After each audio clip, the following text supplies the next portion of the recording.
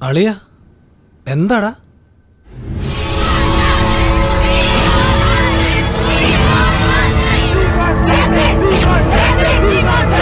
गाड़ियाँ आती थी और यहाँ तक रुकती थी और देखती थी शीशा उतार के कि हाँ हेल्प के लिए मैं वो कर रहा था, लेकिन वो देखते थे और चले जाते थे।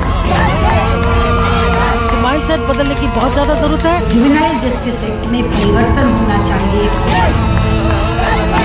सफदरजंग अस्पताल में वो बच्ची खामोश बिस्तर पर पड़ी रही, लेकिन देश जागा। They should be held publicly.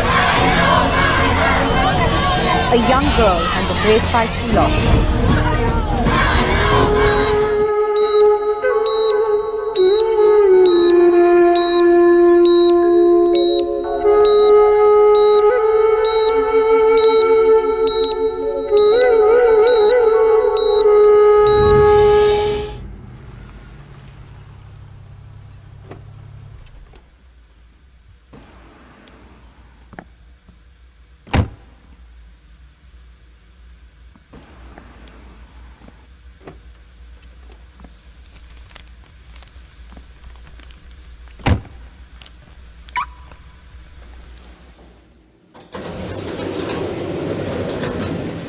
Sorry, it's okay.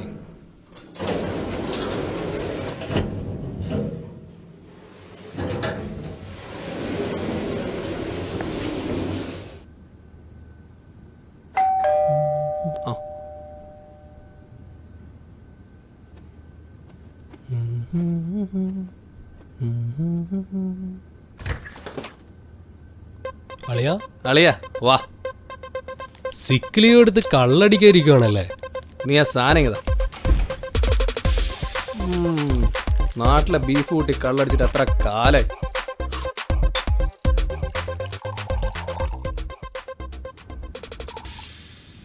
നാട്ടിലെന്താടാ വിശേഷം?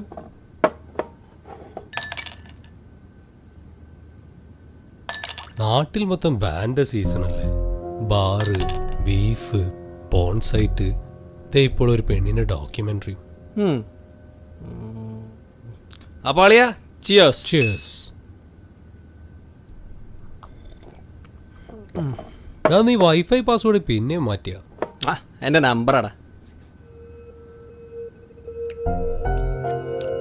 എടാ നീ ആ ഡോക്യുമെൻ്ററി ഉണ്ടാകുന്നു.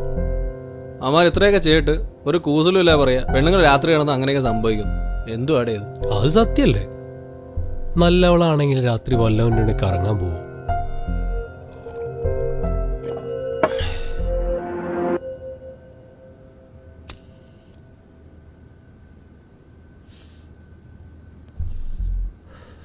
എന്നാലും എൻ്റെ അളിയ അതിലൊരുത്തൻ പറയാ അവൾ സഹകരിക്കാതെ വാശി പിടിച്ചുകൊണ്ടാണ് അവന്മാർക്ക് ഇങ്ങനെയൊക്കെ ചെയ്യേണ്ടി വന്നത്. അവക്കും കൂടെ സുഖം കിട്ടുന്ന പരിപാടിയല്ലേ. പിന്നെന്തിനാ അവള് വലിയ പതിവ്രത ചമഞ്ഞത്? അതുകൊണ്ടല്ല അവൾക്ക് ഈ പണി കിട്ടിയത്. എനിക്ക് തോന്നുന്ന അവൾ ഒറ്റയ്ക്കാണേലും സഹകരിച്ചത്. ഇതിപ്പോ അവളുടെ ബോയ് ഫ്രണ്ട് കൂടെ ഉണ്ടായിരുന്നത് കൊണ്ടാണോ ഈ ചാട?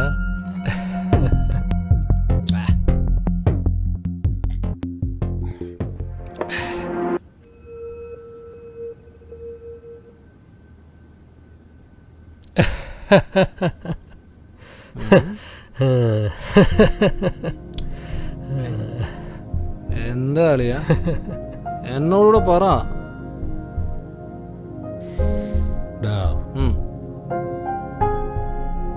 ഇപ്രാവശ്യം ഞാൻ നാട്ടിൽ പോയപ്പോ വീടിനടുത്തൊരു കുട്ടി, എനിക്ക് പണ്ടേ അവളിലൊരു നോട്ടുണ്ടായിരുന്നു. എന്നിട്ട് അവളൊരു ദിവസം എൻ്റെ വീട്ടിൽ വന്നു. അവള് വന്നതോ അവളുടെ കല്യാണം വിളിക്കാൻ. അവളാണെങ്കിലോ ലെഗിങ്സോ കുക്കിങ്സോ അങ്ങനെ ഏതാണ്ട് എല്ലാം കാണുന്ന ഡ്രസ്സ് ഇട്ടോണ്ടാ വന്നത്. അതിടുന്നത് ഇടാന്നൊക്കെ കണക്കാം. വീട്ടിലാരുണ്ടായിരുന്നില്ല. ഞാൻ പതുക്കെ ഒന്നും രണ്ടും പറഞ്ഞ് അവളങ്ങ് കയറി പിടിച്ചു. അവള് തടുക്കാനൊക്കെ ശ്രമിച്ചു. പിന്നപ്പുറത്താരോ ശബ്ദം കേട്ടപ്പോ ഞാനങ്ങ് വിട്ട്. പോടാ. എന്നിട്ട് അവൾ ആരോടൊന്നും പറഞ്ഞു? എടാ, അഭിമാനമുള്ള ഒരു പെണ്ണും പറയില്ല. ഇത് വേറെ ആരെങ്കിലും അറിഞ്ഞാൽ അവരുടെ കല്യാണം വരെ മുടങ്ങും. അതാണ് നമ്മുടെ ആയുധം. ഭയങ്കരം തന്നെ. ഇല വന്ന് മുള്ളി വീണാലും മുള്ള് വന്ന് ഇല വീണാലും. അപാര ധൈര്യം തന്നെ. നമ്മൾ ഈ ഇഷ്ടമില്ല അവരെ കയറി പിടിച്ച അവർക്ക് വെറുപ്പം തോന്നൂല. അതല്ല അവരുടെ ഒരു നമ്പറാടാ.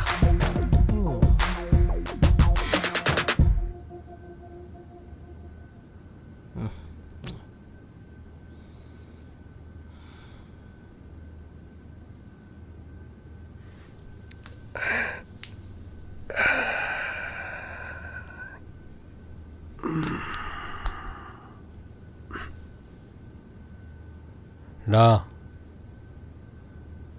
ഡാ ഡാ ഞാൻ പോണു. എനിക്ക് നാളെ ഡ്യൂട്ടി ഉണ്ടടാ.